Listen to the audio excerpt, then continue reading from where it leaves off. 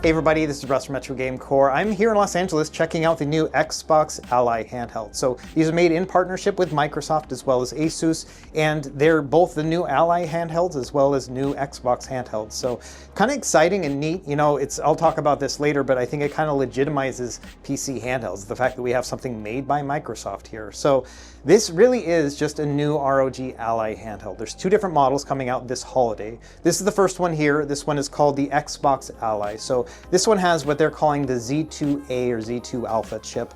It essentially is a Steam Deck, basically, in terms of just power and whatnot. So very similar to the Rembrandt processor that we have in that.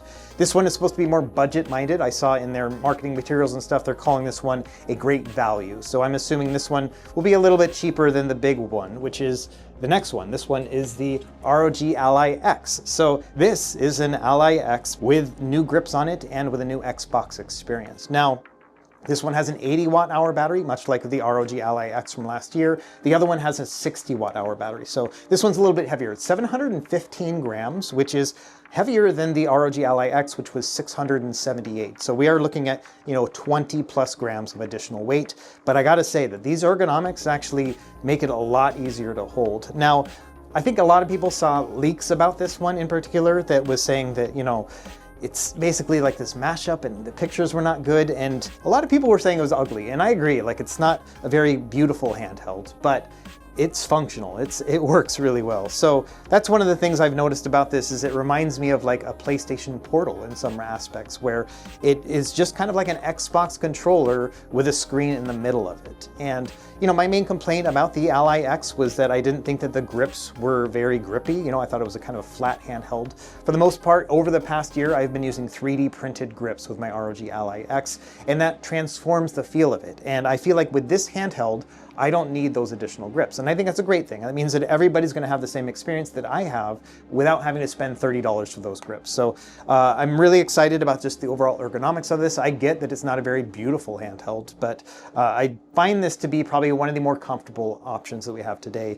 It's going to take some time to really get a feel for it, but as it stands right now, I can't think of anything that's more comfortable than this. I feel like this might kind of rival the Steam Deck unless you really need trackpads or something like that.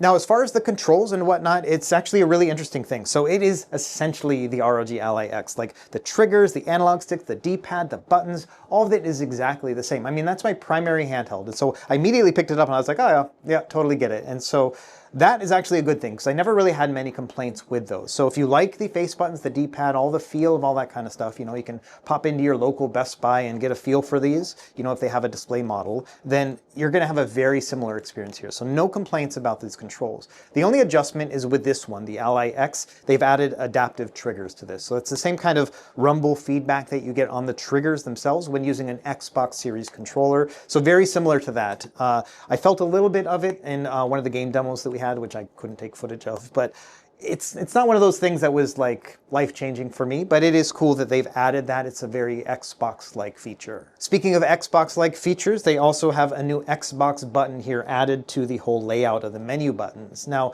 this one brings up the game bar like you would pressing an Xbox button on a PC, right? It kind of brings up that overhead map. And it's working pretty well. It's very control focused. So I'm able to just get in and out of the menu, which is pretty neat.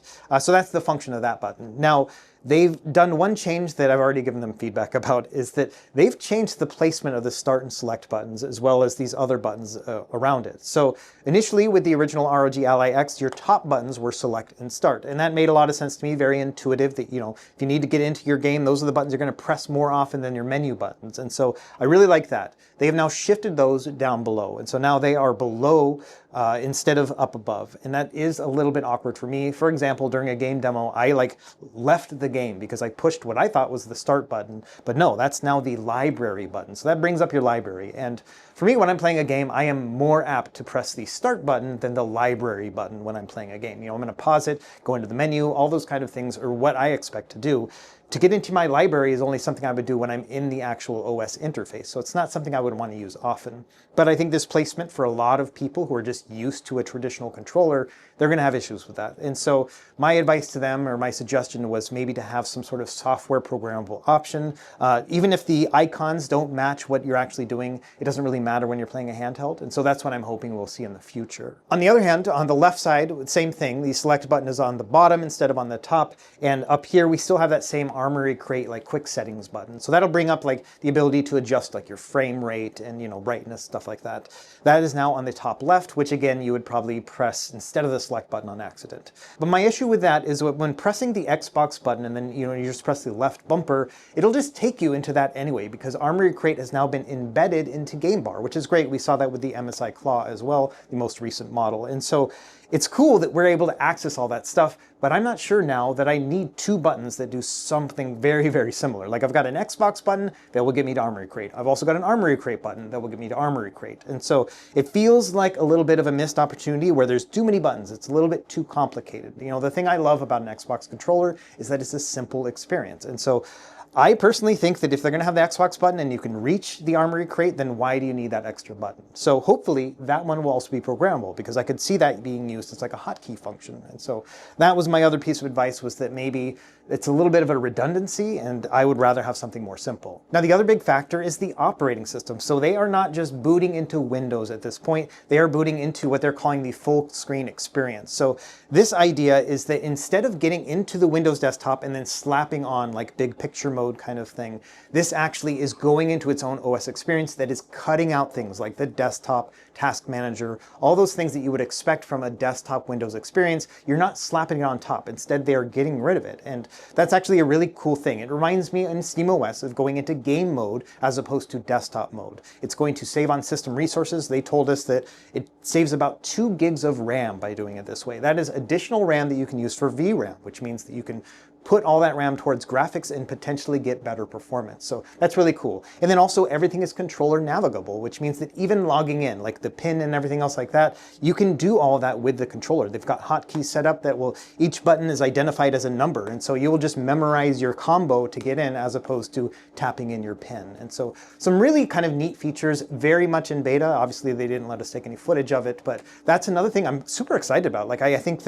that could potentially transform the Windows experience. We've been hearing about this for a while. They talked about it at CES in January, and now we're actually seeing it. And of course, it's going to be a work in progress. Like these things will probably take, you know, months to years to actually iron out, but it's really cool that Microsoft is actually putting a lot of effort and resources towards this, because I'm thinking that, you know, we can use this not only in this handheld, but other PC options. If you want a living room PC, you want to consoleize a PC and put it up against a TV, you can just use that instead and navigate the controller. There are workarounds for that right now, but I would much rather they do all that work instead. And so I appreciate that. I'm pretty excited about this OS experience that is coming here soon. Other than that, those are like my main talking points when it comes to this experience. I've got 3 takeaways for it. So number 1 is, like I mentioned in the intro, this really legitimizes handheld PCs. Like I get it, like the Steam Deck legitimized things in a way where instead of just kind of this very niche thing with GPD and Aya all of a sudden Valve was involved and that became a big deal. And they sold millions of units, you know, it's amazing.